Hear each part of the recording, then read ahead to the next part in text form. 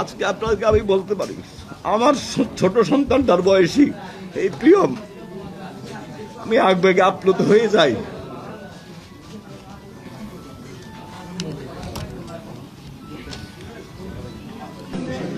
আপনারা জানেন, গতকালকে আমরা এখানে রংপুর মেট্রোপলিটন এলাকার 24 নম্বর ওয়ার্ডের মাছুয়াপাড়া এলাকায় রংপুর স্কুলের সাবেক শিক্ষক, জেলা স্কুলের সাবেক শিক্ষক গণপতি চক্রবর্তী স্যারের স্ত্রীর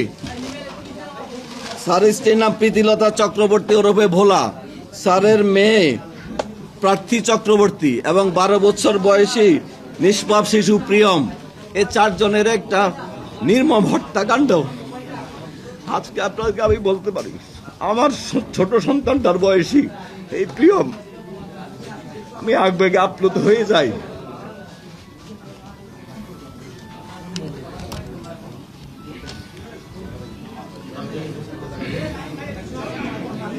এই হত্যাকাণ্ডের পরে আমাদের রংপুর মেট্রোপলিটন পুলিশ, আমাদের সিআইডি টিম, এখানে সুমিত আছেন, আমাদের ডিবির নরেশ, আমাদের এডিশনাল কমিশনার নরেশ আছেন, আমাদের সনাতন ডিবির টিম সহ আমাদের পুলিশের সকল সংস্থা, গোয়েন্দা সংস্থা, মিডিয়া কর্মী, সমাজকর্মী সকলের সম্মিলিত প্রচেষ্টায় আমরা অত্যন্ত অল্প সময়ের মধ্যে এই তথ্যটা উদ্ঘাটিত করতে সক্ষম হয়েছি।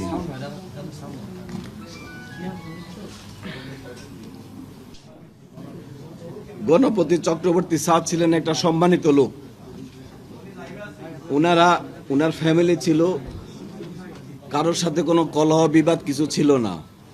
তো পার্শ্ববর্তী যে বাসাটা উনি এখানে বাড়ি করেছেন, পার্শ্ববর্তী বাসার উপর দিয়ে 2 জন খুনি, তাদের নাম মুগ্ধ দাস, আরেকজনের নাম সিদ্ধার্থ। মুগ্ধ দাস এবং সিদ্ধার্থ পাশের বিল্ডিং এর উপর দিয়ে ওনাদের ছাদে আসে। ছাদে এসে, এটা বৃহস্পতিবার দিবাগত শেষ রাতে, তারা 2 জন সম্পর্কে মামাতো ভাই। ছাদে এসে ওই ছাদে বসে তারা নেশা করে, ইয়াবা সেবন করে। ইয়াবা সেবন করাকালীন গণপতি স্যার, আমাদের ভিকটিম গণপতি চক্রবর্তী স্যার যখন উপরে সাউন্ড শুনে তিনি উপরে যান।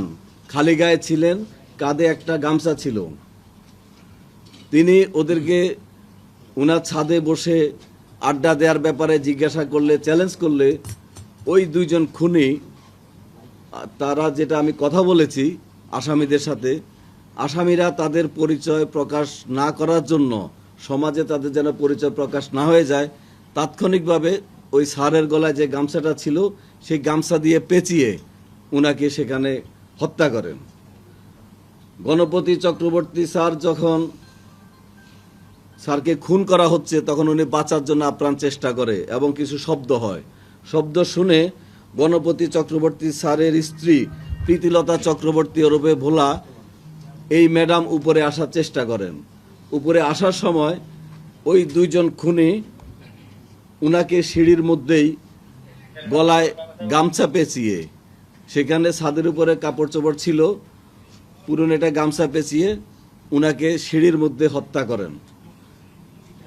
উনার চিৎকার চেঁচামেচিতে উনার মেয়ে প্রার্থী চক্রবর্তী, বয়স 25,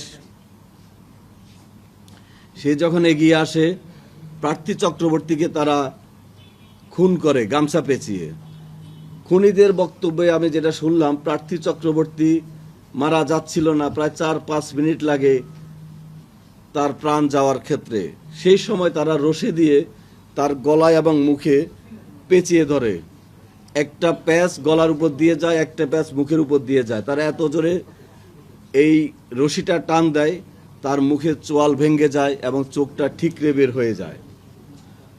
উনাকে মারার পরে খুনিদ্বয় চিন্তা করলো এই নিচে যায়। নিচে যাওয়ার পরে ছোট ছেলেটা, যার কথা বললে আমি আবেগপ্রবণ হয়ে যাই, রংপুর জেলা স্কুলের 5ম শ্রেণীর ছাত্র প্রিয়ম,